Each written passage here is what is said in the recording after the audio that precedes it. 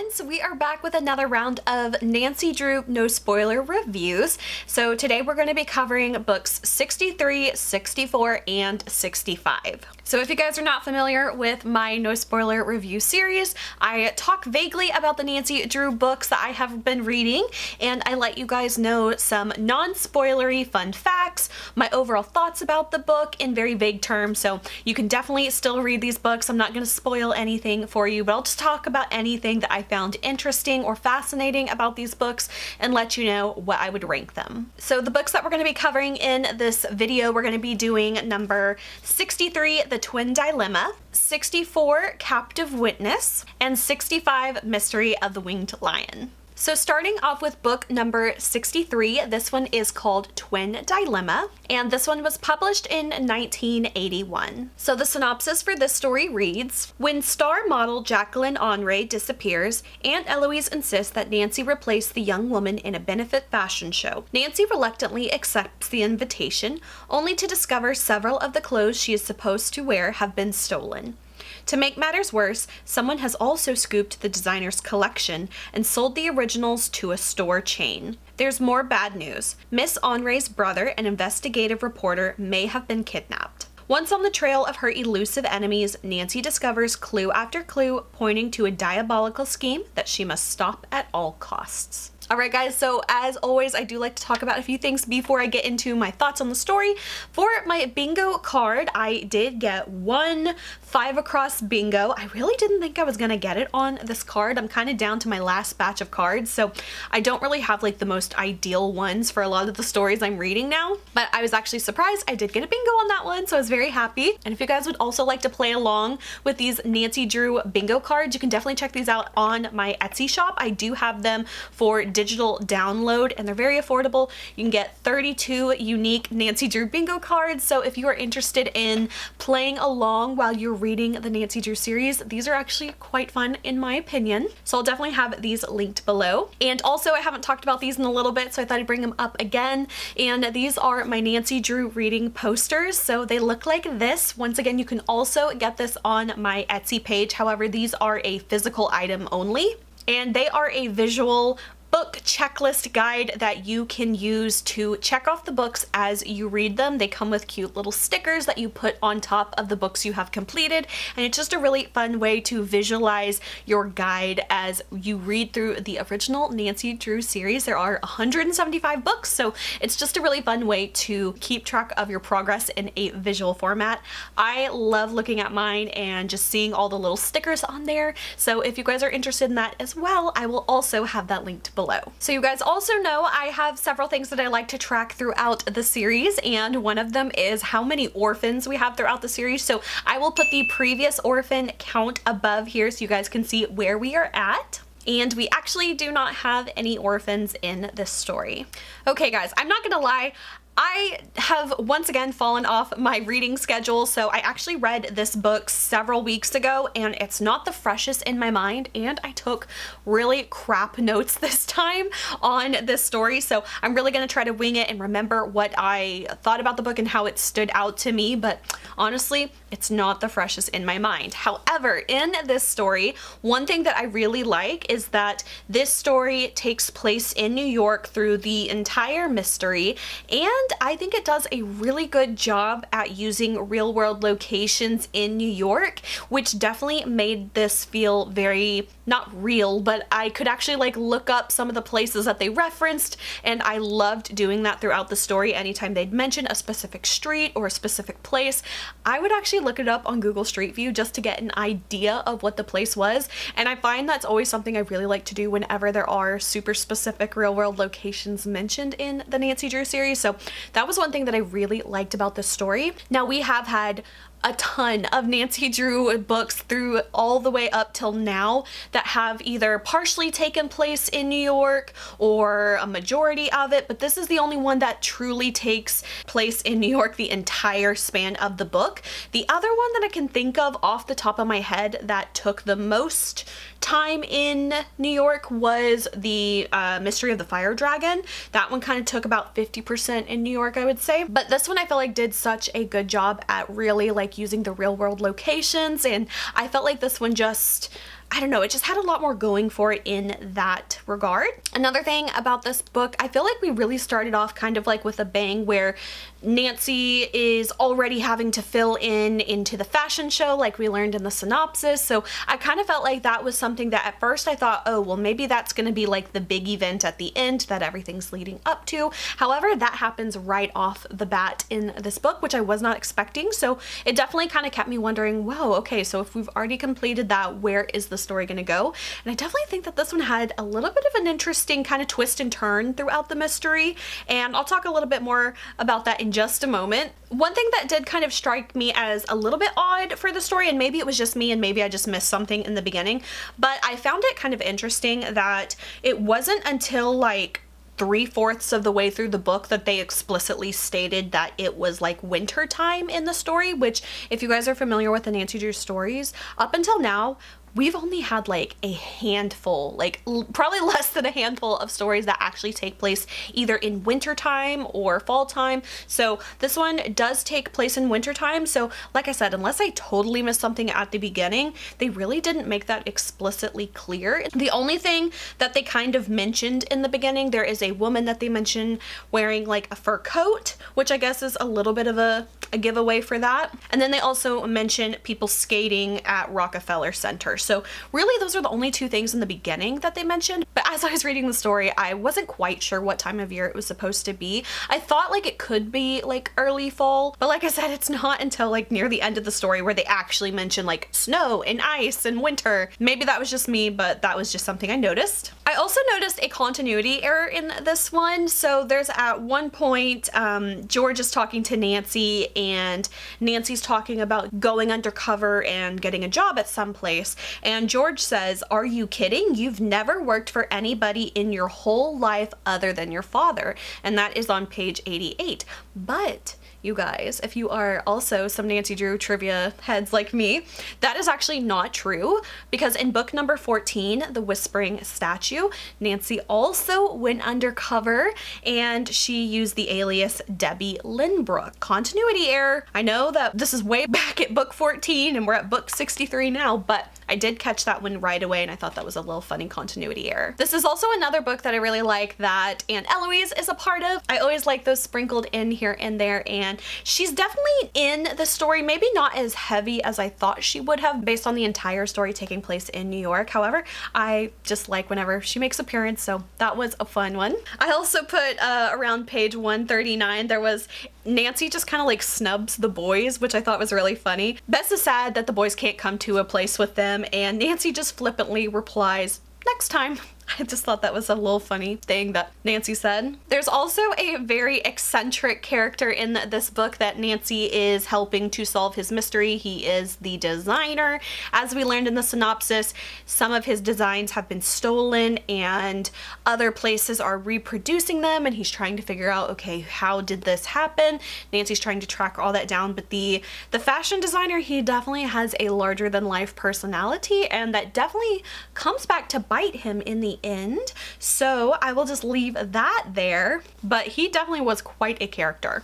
I also feel like we had several uses of red herrings throughout this book that I think actually did work out in a really interesting kind of way. Sometimes I feel like they're not as common as you might think they are, but I definitely think they had a really good red herring towards the end of the story in this one, and also one in the beginning that kind of is like a little side plot that you're thinking, okay, how is this going to fit in? Referring to the auction house, I think that was a really interesting plot line. I also love how, you guys know, throughout the Nancy Drew series, Bess seems to just always be fat shamed, but in this case, in the story, she actually uses her weight as a strength in this story, and I love whenever Bess is the one to save the day in certain situations, so I always appreciate that. And I did have a note here that we have a strange perspective shift near the end of the story that has to do with the bad guys, and I kind of feel like it was just a lazy way to deliver some information to the reader, but we don't really have that kind of perspective shift too often in the Nancy Drew books.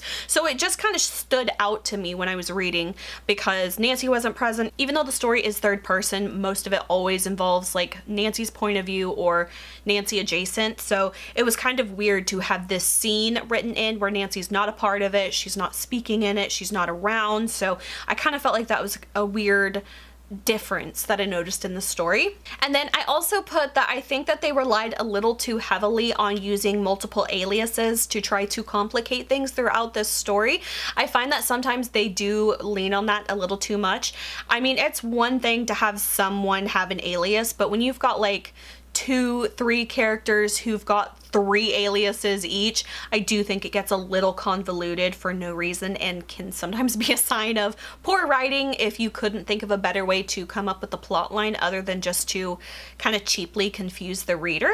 I feel like that was definitely the case in this one. There's like one guy who has like 3 layers deep of an alias. And for this one overall, as far as like the reason why the villains do what they do, I kind of feel like it was a little bit of like a strange backstory. It definitely made sense as for like the motivations. I just think the villain's motivations were a little weird in this one. And then the other point, the title is The Twin Dilemma. So I was thinking the whole time, I was like, okay, who are the twins? Like, are they... I was thinking possibly it was the model and her brother were twins, but that doesn't end up being the case. Not quite a spoiler, but there's no actual twins in this mystery, and I kind of don't really understand where the title came from, really. I think maybe unless like the twin dilemma is just supposed to be representative of like the 2 mysteries maybe, but I think that's a little bit of a stretch. I feel like there's probably like a million different titles that would have worked better for this one, but alas, they named it The Twin Dilemma. I just don't think it was the most fitting title. Okay, and here is a little side plot. This really isn't much of a spoiler at all. I'm gonna speak so vaguely about it, it really won't spoil anything for you, and it really doesn't have much to do with the actual story, but it's kind of like this little side tangent I went down while I was reading this because I had never heard of this before. So at the very end, there is, you know, when they do the whole wrap-up explanation thing, they kind of tie in some of these other loose avenues throughout the story, and one of them I think had kind of a more interesting story than the main mystery, and it has to do with an opal. And I had never heard this before, but they had said in the book that opals are bad luck to their owners unless you are born in the month of October. And I am an October baby, so I thought that was interesting. I've never heard that opals were bad luck, so I actually went and looked it up, and apparently it's kind of a, like, obviously a myth, and that actually lets us in on a little bit about Nancy. She said something to the effect that she couldn't have afforded the bad luck from the opal, meaning Nancy is not born in October. I don't know if it's ever explicitly stated when Nancy's birthday is, but we know she's not born in October according to this story. So back to the opal myths. So what I learned from that. So here are some of the myths about opals. They say only those in October whose birthstone is an opal are safe to wear them. Opals should never be given or accepted as a gift. And it says, if opals are gifted, bad luck can be negated by handing its giver a small sum of money to turn it into a financial transaction and thus break the curse. Engagement rings must never contain an opal, or else the new bride will quickly become a widow. White or milky opals are regarded as jinxed, but black opals are thought to be extremely lucky. Setting opals with diamonds negates the stone's ability to draw sorrow to the wearer, as diamonds are said to have power over the opals. And finally, opals turn pale in the presence of poison and lose their shine once their owners die. So those are kind of some opal myths I had never heard of before. And like I said, you don't even hear anything about an opal until like the last page, so it really has nothing to do with the story at all. But I thought that is such a cool like idea and theme to play around with. I think it would have been so cool had they either done another story that has to do with opals that kind of has that theming around it, like the bad luck of opals. I feel like that'd be such a cool Nancy Drew book. So if they do not have any stories like that in the future, that'll be such a letdown because this would have been a really cool lead up to that. There is a theory that the myth that opals are bad luck was made up by De Beers to sell more diamonds. Apparently that's where all the bad luck comes from, because in other cultures, opals were always thought of as lucky. So kind of interesting there if there is a capitalistic greed for that as far as the diamonds go. So as far as the story goes, I did really like a lot of the theming of it being very like model, fashion show, clothing, fashion house kind of themed. I really enjoyed that. I liked going all over New York with Nancy and Bess and George. I do have to say the like kind of final showdown in this one does have some pretty high stakes in it, which is interesting. And I always love when there's kind of like a really good, oh my gosh, how are they gonna get out of this kind of situation like that? So I did really enjoy that aspect of the book. Once again, I think we did have several like villains that relied too heavily on aliases and things like that, but overall I did rank this book 4 stars. I think that this is especially a good one if you live in New York, if you are familiar with New York, and you like the kind of fashiony theme. I think that this was a really fun one. Yeah, 4 stars for The Twin Dilemma. If it were me, I think I would change the name of the title, but it is what it is. Alright, so moving right along to book number 64. This one is called Captive Witness, and this one was published in 1981. So the synopsis of this one reads, when trouble begins to plague a student tour through Europe, Nancy and her friends discover that their leader, Emerson College professor Raymond Bagley, is on a secret mission to transfer 10 refugee children from an Iron Curtain country to freedom. Before the mission is completed, Nancy receives an urgent message from her father concerning a missing entry in a foreign film festival. A series of adventures reveals that the theft was the crafty ploy of an enemy government to foil Dr. Bagley's plan. Undaunted and equally clever, Nancy pursues an intriguing clue found in an Emerson student's wheelchair and finds herself in great danger. Okay guys, so I actually finished this book last night, so this one is fresh on my mind. We got so close to a bingo on this one, and honestly, I think there's probably an argument to be made on this one because the last spot that I needed for a double bingo was Airplane Trip, and the book actually starts out in Germany at the airport already, so I was like, do I count that? Do I not count that? So since they were not actually on the plane in the story, I didn't count it, but honestly, I probably could have if I wanted to. This is self-imposed rules. I could say whatever I want, but I will honor my card though, and unfortunately I did not bingo on this one. Okay, you guys, and not only is there presence of orphans in the story, we have 10 orphans in this story.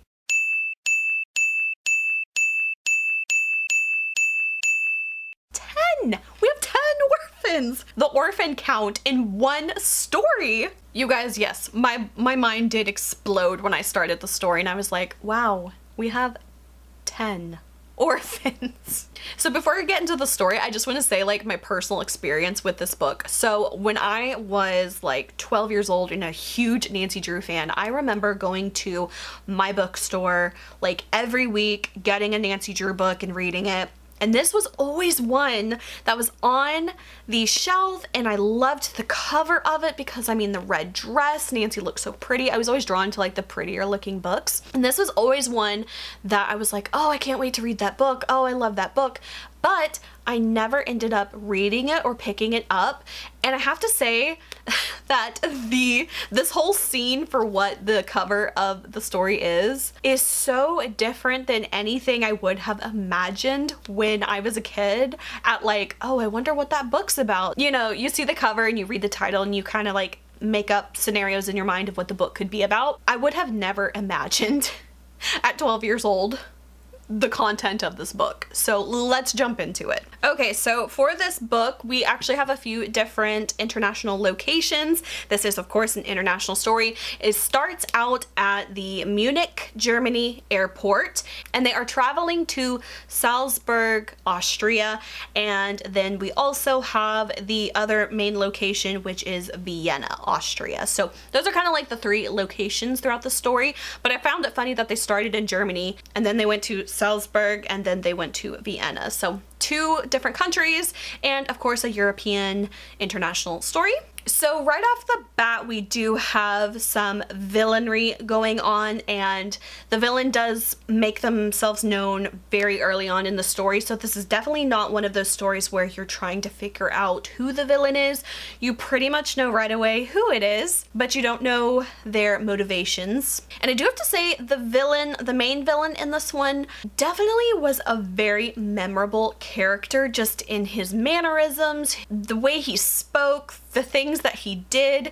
He was a very comical villain, I will say, and that definitely makes sense when you read this and you kind of figure out his backstory.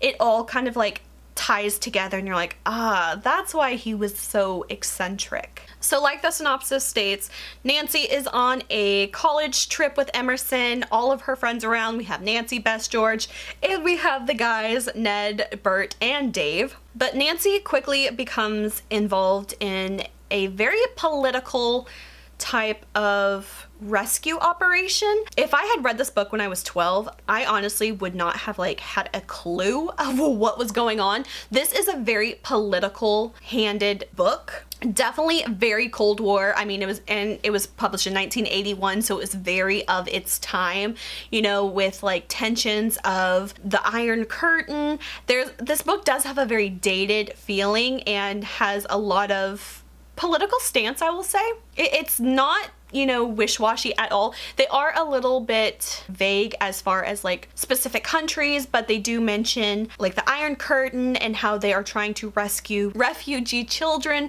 from an Iron Curtain countries. So that does have a lot to do with Eastern Europe, of course. And it is funny because they do have countries that are named in here that are technically no longer in existence, like Yugoslavia and Czechoslovakia, which does not exist as that form anymore. So it's definitely very dated of a story. And I also found that I feel like we have a really big conflict involving the villains very early on, and it kind of surprised me because I feel like a lot of the time we build up a lot through the story to have this big like climax with the villains, but I feel like we actually have that very early on, and just kind of like how Nancy gets out of it is very preposterous, I will say. There is definitely a very modern car, I will say, that just kind of like blew my mind at all the things this car could do and all the capabilities it had. It did kind of like make me chuckle and kind of take me out of it a little bit because I kind of felt like it was a little too fanciful in my mind. We also learn a very bizarre fact that Nancy just happens to carry tear gas with her at a moment's notice. I'm thinking like, how the did Nancy get tear gas through TSA? Of course, they didn't really have TSA back in 1981, but how'd she get that through airport security? You guys, airports were the wild, wild west back in 81, apparently. If Nancy can just like strut through with a can of tear gas, I don't even want to know. I do have to say, we did have some weird kind of, I won't quite say like racial problems, but kind of. On page 83, there was kind of a weird remark that Ned makes, and he refers to himself as Nancy's obedient slave. And I just feel like that language is just kind of weird, especially since the story is so political and talking about like rescuing refugees. I just thought that was a really inappropriate use of words. We also have the appearance of the first disabled character. I will put a large asterisk next to that, and I will leave that there. Another funny note, I put LMAO on page 98. Nancy is offered coffee and she asks for a glass of milk instead. Okay, Nancy, she's got to get that glass of milk. And another funny thing I mentioned on page 100, Ned mentions how thin one of Nancy's clues are and the lead that she is following. And she goes, I've had thinner clues before. And I put, yeah, I'll say Nancy. She has definitely had some threadbare clues before, but I like that she at least acknowledges it. And I feel like Nancy's character was a little different in the story. She just kind of seemed a little more carefree, not as like goody-goody at certain times. You know, Nancy's very self-aware of like potential crimes she is committing in the moment, i.e. Grand Theft Auto, trespassing. At one point, Ned's like, Nancy, we can't do this because this is burglary. And she justifies it by saying, well, if we don't take anything, then we're just trespassing. Oh, girl, be for real. We also have a really sad scene that involves a little bit of like animal abuse in a way, and I didn't really like that one. I didn't like that scene at all. That one was just kind of seemed unnecessary in my mind. We also learn through this mystery that Nancy has extensive training in first aid and paramedic techniques. Who knew? Of course she can. She's Nancy. She can do everything. We also have a fun little throwback to the clue of the dancing puppet when Nancy mentions that she used to perform with the Footlighters Club of River Heights, and I loved that little throwback, but I can't remember if the Footlighters Club that she was in the clue of the dancing puppet, was that River Heights or was that not? I'll need to go back and look, because for some reason in my mind, I was thinking that it wasn't in River Heights. Like, I think it was like a neighboring fictional town, but she mentioned specifically the Footlighters Club in River Heights. I feel like once we kind of get towards the end of the story, Nancy kind of almost comes up with these really preposterous plans as to how they are going to execute their rescue mission, and I felt like it was extremely comical at the way she goes about it, the things that she's asking for, kind of the whole like to-do around it. If you guys have read this book and you know the ending of all the hoops that Nancy jumps through to accomplish the mission, it just really made me laugh because it seemed so unnecessary and so comical, which has a lot to do with the cover here. Had I known the scene that this cover is depicting, I could have never imagined. I put like the plan that Nancy came up with was so like half-baked and unnecessary. It kind of seemed like a plan that like Bess would come up with. No offense to Bess, but honestly, low profile was not the name of the game. Oh, I also mentioned on page 53, we are almost at the very end of the book. We're like in the last 30 pages, and they finally tell us that the book takes place in August. So like literally the entire way through, I have no clue what time of year it is. It's probably like vaguely summer, as it always is, which of course it is. I just hate whenever they don't give us an indication of what time of year the story takes place in at the beginning of the book, because that really changes the way I picture things. And I hate whenever they like, last page, it's like, oh yeah, and it was January.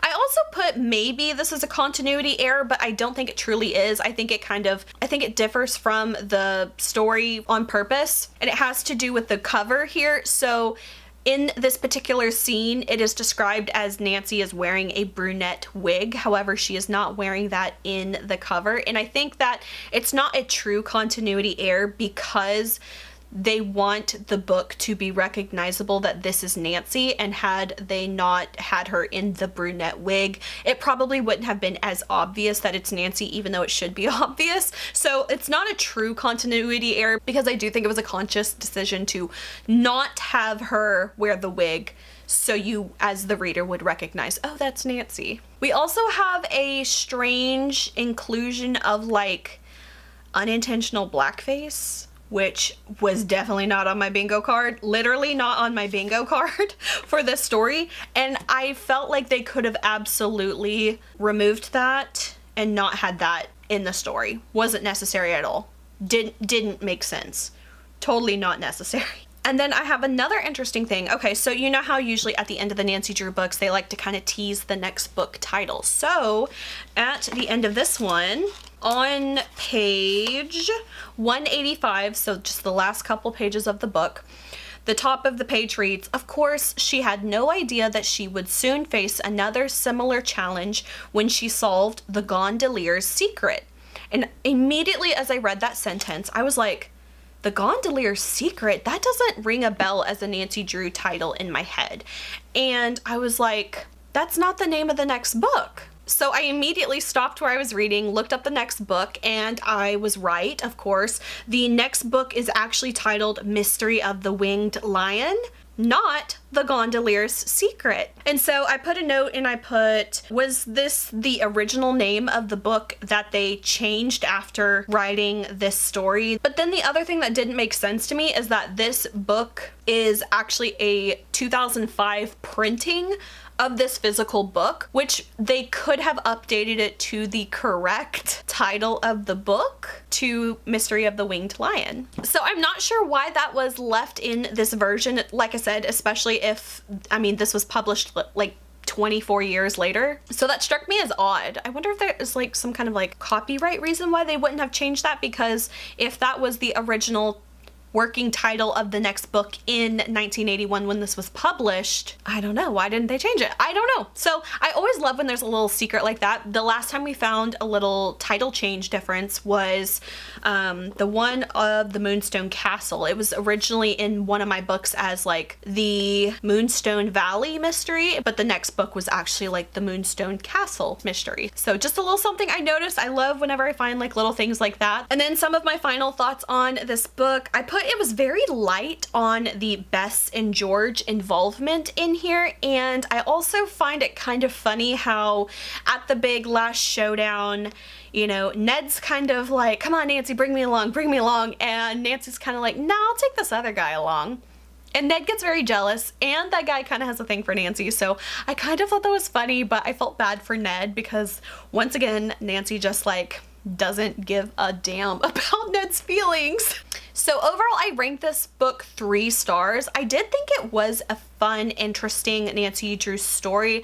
There's definitely a bunch of wackiness that kind of goes along in this book, but this one definitely had a very different tone and vibe to this story than a lot of Nancy Drew books, because we have had a couple ones here and there that have had like a theme or motif of like political kind of vibe to it, but this one is definitely like political through the whole story and like non-apologetic about it. And like I said, if I had read that when I was 12 years old, I would not have had a clue what was going on, just from number one, just for being 12, and then also not having any understanding of like the Cold War and what all of that was and what it meant and the vibes of it. I wouldn't have any like historical accuracy or idea of what that would have been about. I mean, even reading it as an adult, I definitely had to do a little bit of research as well, just to kind of like refresh my mind, like, wait, what was this about? When did it take place? Who was involved? You know, stuff like that. If you're a history buff, you'll probably like this one, but I definitely think the story didn't really read as much of a mystery book as it did of more of like a spy espionage thriller kind of book. I feel like it had a little bit more vibes like that and a little less mystery.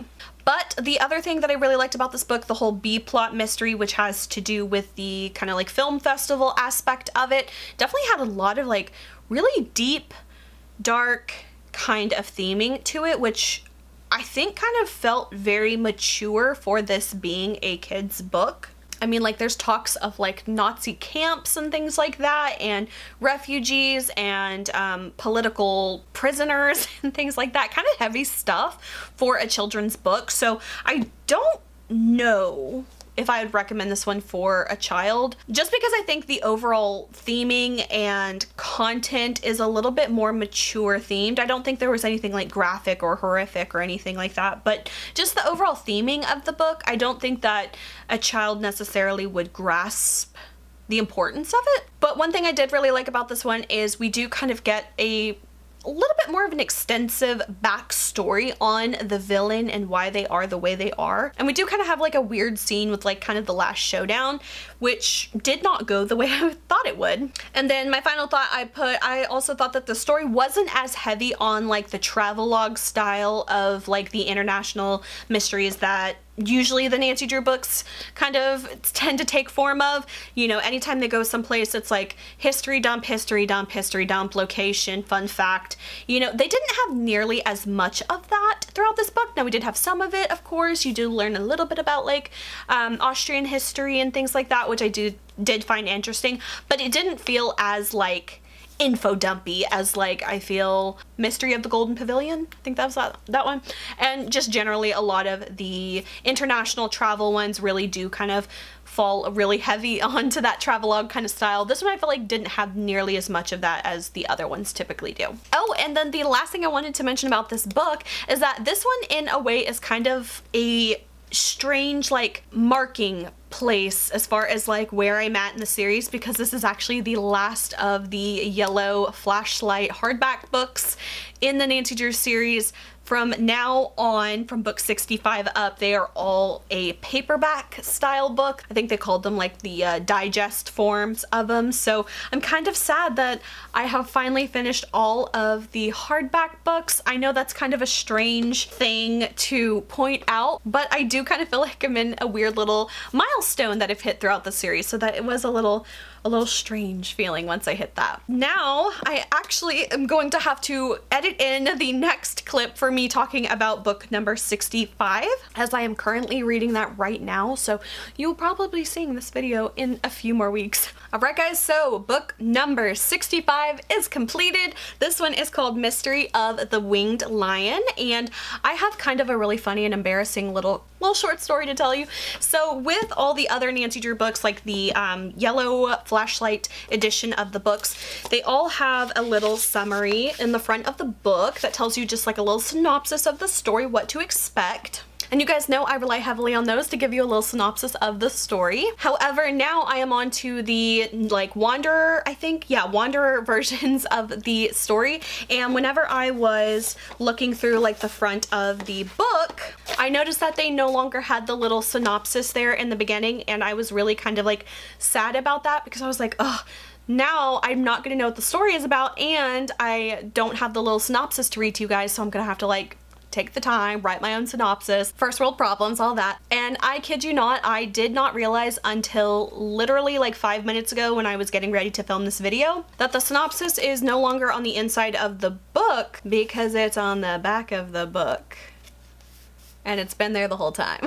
And I didn't realize it. Now, in my defense, I actually have a little like custom leather book jacket that I put on all of my Nancy Drew books as I'm reading them, just to protect the covers a bit, because a lot of these books are on the older side, you know, like they kind of have some little damage to them. So I just want to try to minimize that, because I do take these with me everywhere I go. So to be fair, I didn't realize that the synopsis was on the back of the book, because I had the jacket on my book as I'm reading it. So I kind of felt like a little bit of a dingus, but now I'm so glad to have discovered that, because now I can read it to you. So this one reads, Nancy receives an urgent message from her father, Carson Drew, who is in River Heights, while she is touring in Europe with a group from Emerson College. She and her close friends, Bess and George, fly immediately to Venice, Italy. There, amid intrigue, the young detective begins her mysterious assignment involving an old Venetian family. When the girls arrive, however, they are surprised to find their friends Ned, Dave, and Bert already on the scene, but in jail. The Emerson boys have been accused of stealing an invaluable collection of antique treasures. Nancy must clear their names despite the mounting evidence against them. Her efforts lead to exciting adventures as she journeys through a terrifying labyrinth of Venetian canals toward an unexpected discovery. Alright, once again, I have my little bingo card here. A near miss bingo. I could have, let's see, one way I just needed one, another way I needed one, and a third one I just needed one.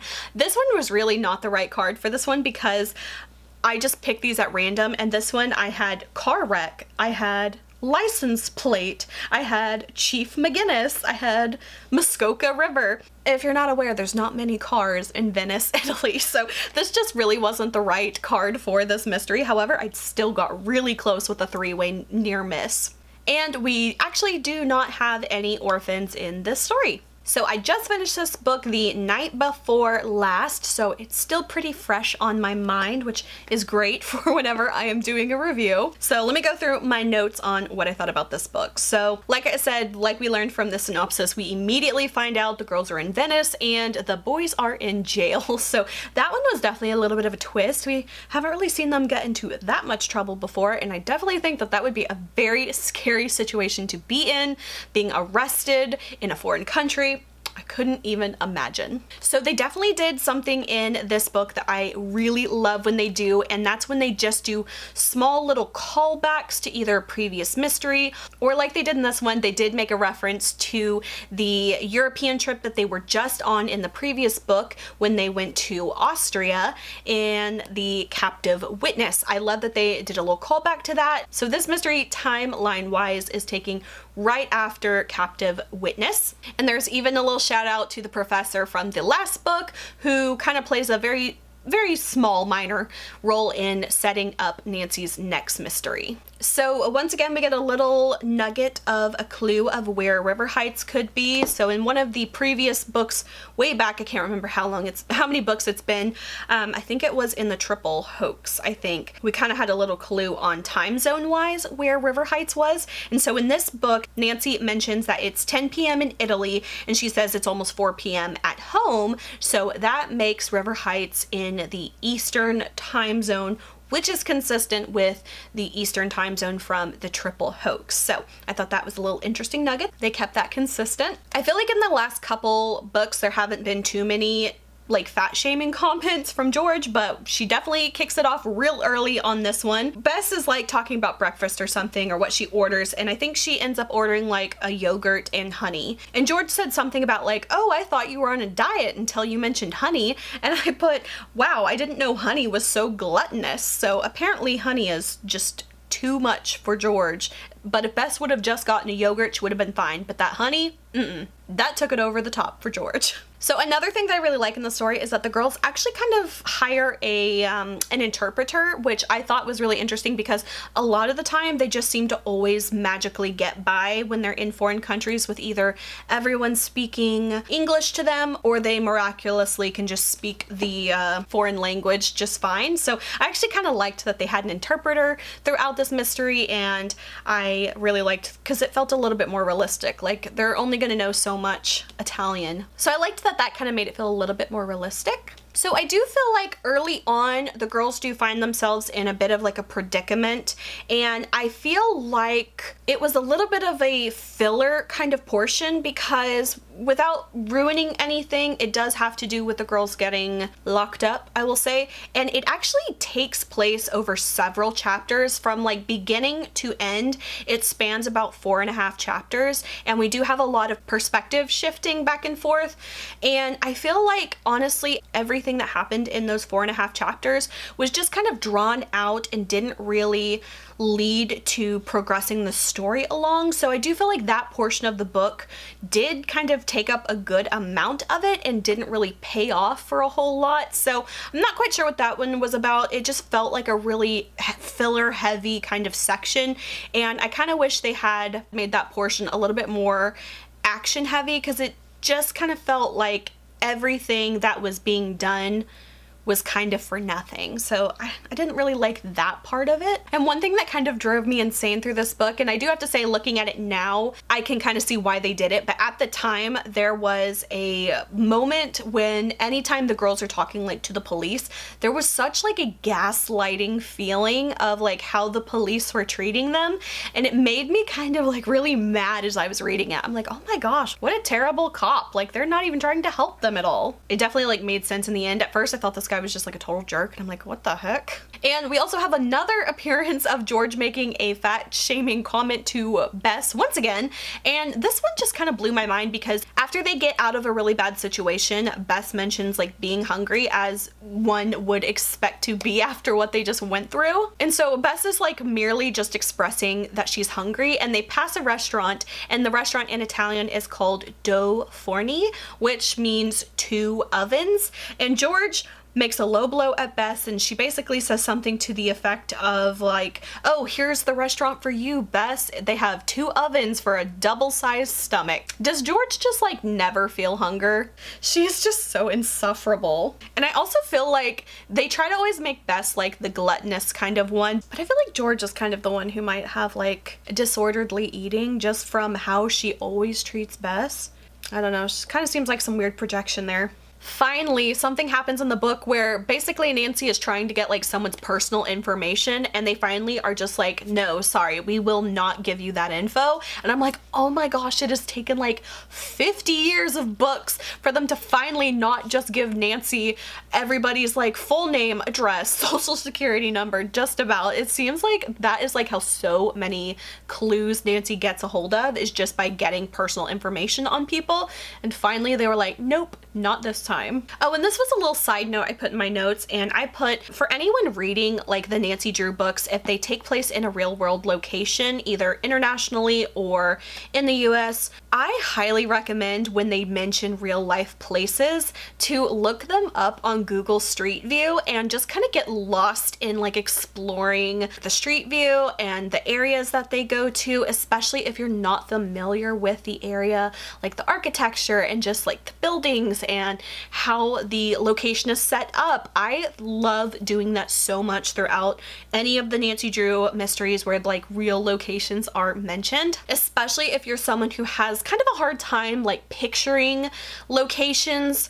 I actually, for this mystery, I'll probably share it on screen just for anyone else who also likes things like this, but when I was reading this, I was going about halfway through and I just had trouble picturing everything. And so I finally went on Google Street View, was looking this all up, and I actually made myself a little map with like key locations on it that related to the story. So whenever they're doing all their crazy running around, I could actually kind of like follow it on my little map that I made, and it actually made the story a lot more cohesive for me. So this is my little map that I made. This is the like main part of Venice. They do have a few locations outside of this area that I didn't bother mapping just because they were really either quick kind of areas that they went to, or it wasn't like super pertinent to the story. So I did leave like some of those little locations off, but just for like the main like running around back and forth.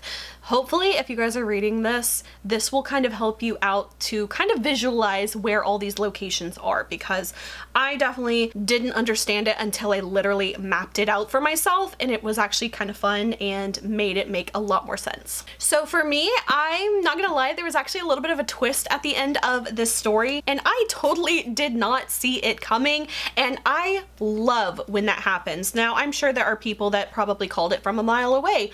I didn't. And I loved that because there's so few and far between times in a Nancy Drew mystery that I feel like I kind of got in a way, and I love that feeling because it just doesn't happen too often. And if you guys remember from my last section of this video that I mentioned that Mystery of the Winged Lion was actually not the original title for this book, and I'm kind of conflicted on whether I liked the original title or I liked this one.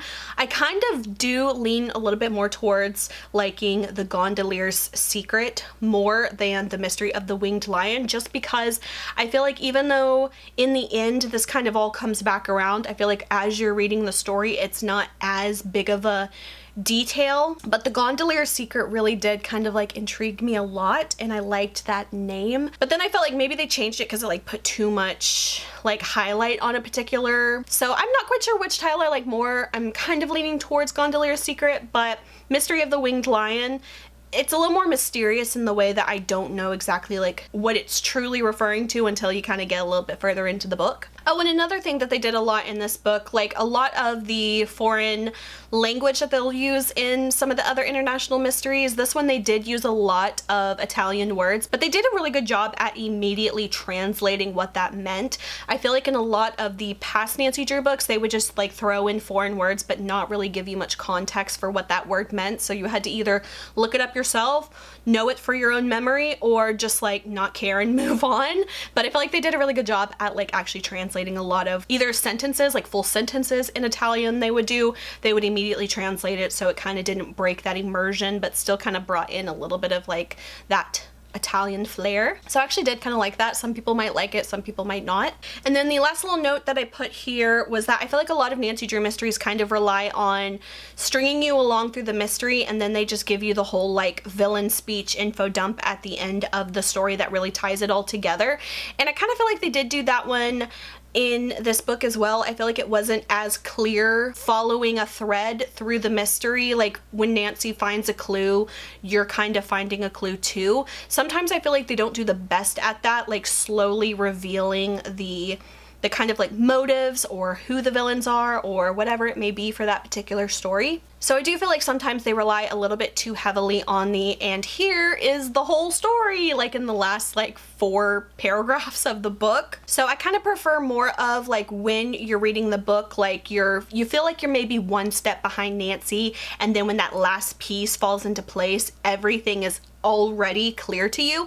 I feel like a lot of the time I do have to kind of rely on the villain speech info dump for it to all be tied together, because for me a lot of the times the motives of the villains are not very clear throughout the story until they just flat out lay it out on a platter for you. And the last note was actually one that I didn't catch until I went back and I was rereading like the first couple pages of the book after I finished it. And there is a very cheeky remark made very early in the book. I'm not going to spoil it for you, but read the book and then go back and read the first couple pages again, and I think you'll kind of laugh to yourself if you catch it. So I kind of liked that little thing, and I wouldn't have caught it if I had not gone back and reread the beginning of it, because I had read this over several days and that part just wasn't fresh in my mind, but I definitely got a little cheeky kind of grin when I went back and reread the beginning. Alright guys, so as far as what I'd rank this, I would give this 3 stars. I usually don't love back-to-back international mysteries because I feel like they can just be a little bit too taxing, but I did really like this one, and I loved that it was just coming off of the European trip, so they're already in the general area, and I liked that they kind of very lightly tied the 2 mysteries together with a little bit of a through line there, which kind of made it feel a little bit more realistic. So I did really enjoy that one. Alright guys, and that is it for this set of book reviews. I am trying to get back on my schedule, so please excuse me if these are still a little bit here and there, but I am working really hard to get back on my schedule to be very consistent.